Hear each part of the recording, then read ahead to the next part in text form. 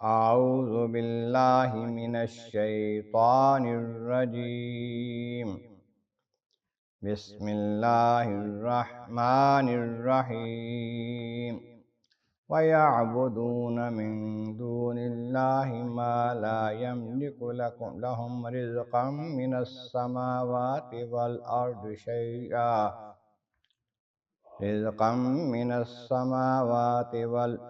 شَيْئًا وَلَا يَسْتَطِيعُونَ فَلَا تَضْرِبُوا لِلَّهِ الْأَمْثَالَ إِنَّ اللَّهَ يَعْلَمُ وَأَنْتُمْ لَا تَعْلَمُونَ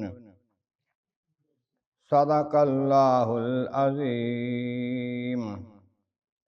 حمد و ثناء رب کریم اور درود و سلام بر سید خیر الانام کے بعد سورۃ النحل کی آیت نمبر 73 اور 74 تلاوت کی گئی ہیں، جو 14ویں پارے کے 16ویں رکوع میں ہیں۔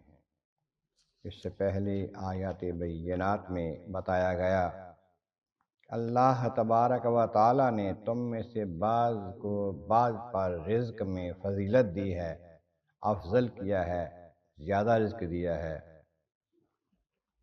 تو جو زیادہ رزق والے ہیں وہ ایسا نہیں کرتے اپنے غلاموں کو اتنا دے دیں کہ وہ ان کے برابر ہو جائیں۔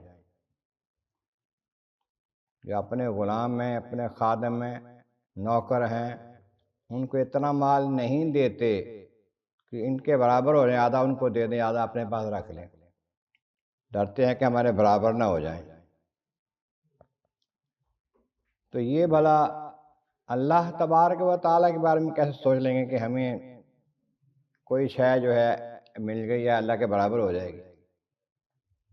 اللہ تو ہر شے کا مالک اور خالق ہے، کہ بتوں کو کہتے ہیں کہ اللہ کے برابر ہو جائیں گے، تو اللہ تعالیٰ کی نعمتوں سے انکار کرتے ہیں، نافرمانی کرتے ہیں۔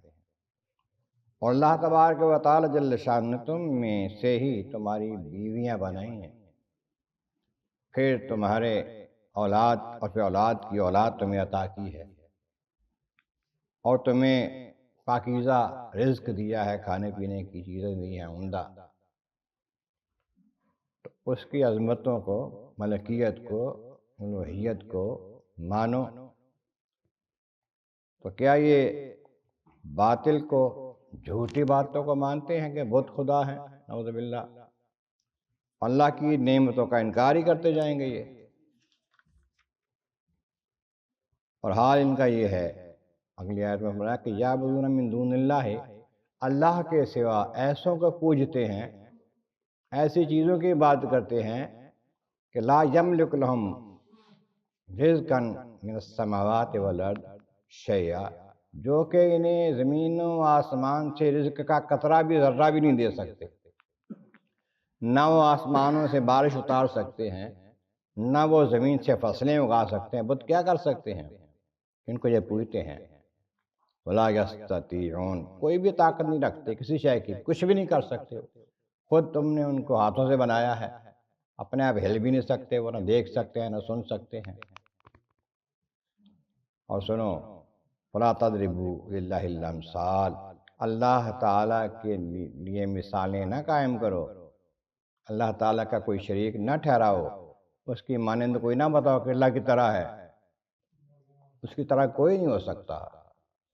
اور خوب جان لو ان اللہ یعلم وانتم لا تعلمون، اللہ تبارک و تعالی ہر شے کو خوب جانتا ہے اور تم کچھ بھی نہیں جانتے۔